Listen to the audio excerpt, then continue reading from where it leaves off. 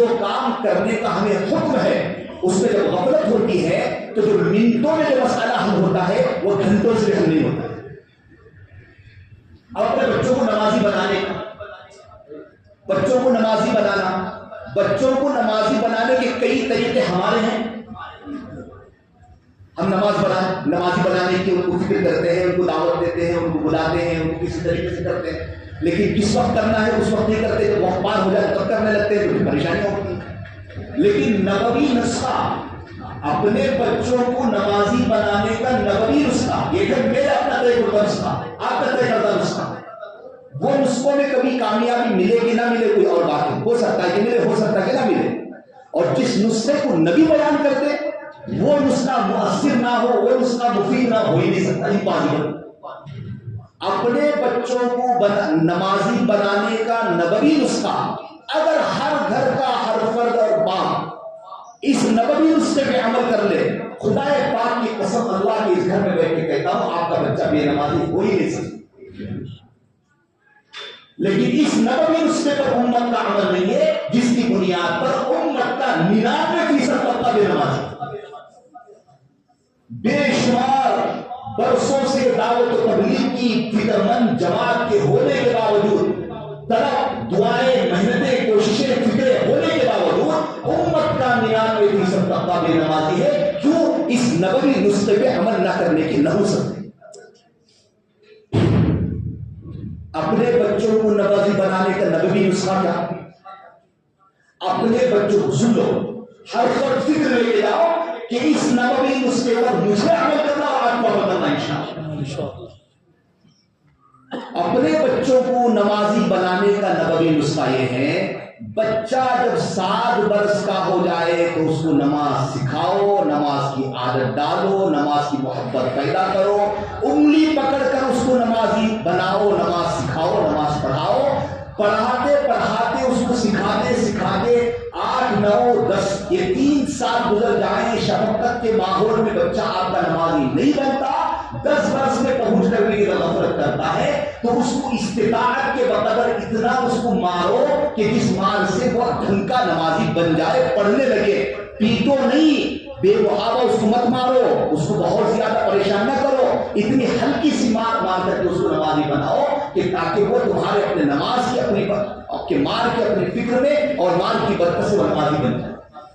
7 برس کا ہو جائے تو نماز کی عادت ڈالو، 10 برس کا ہو جائے تو نماز نہ پڑھنے پر مار کے نماز پڑھو.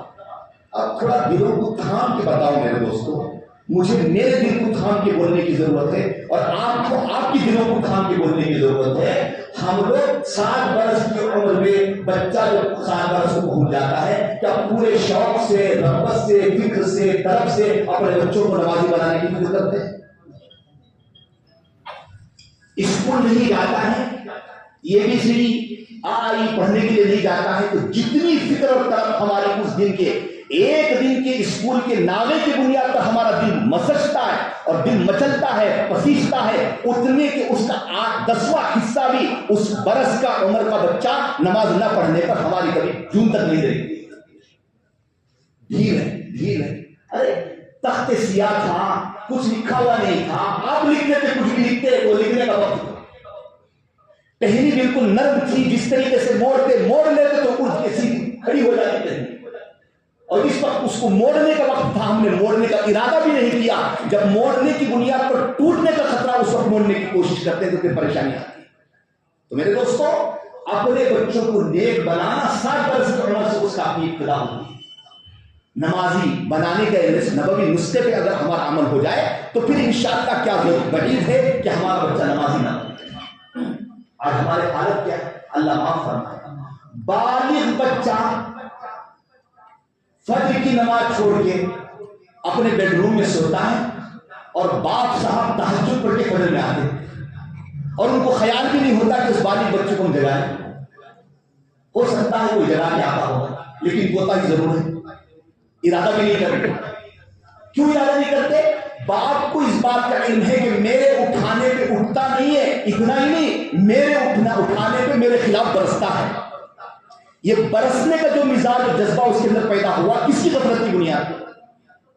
اس کی غفلت کی بنیاد پر اگر آپ اپنے بچے کو 7 برس کی عمر میں آپ کا بچہ سمجھے ہوتے اور اس کو نماز کی دعوت دیے ہوتے، نماز کی محبت اس کے دل میں پیدا کیے ہوتے، کیا وہ اس بچہ اس جوانی کی عمر میں آپ کے خلاف بات اٹھانے کی ہمت کرتا؟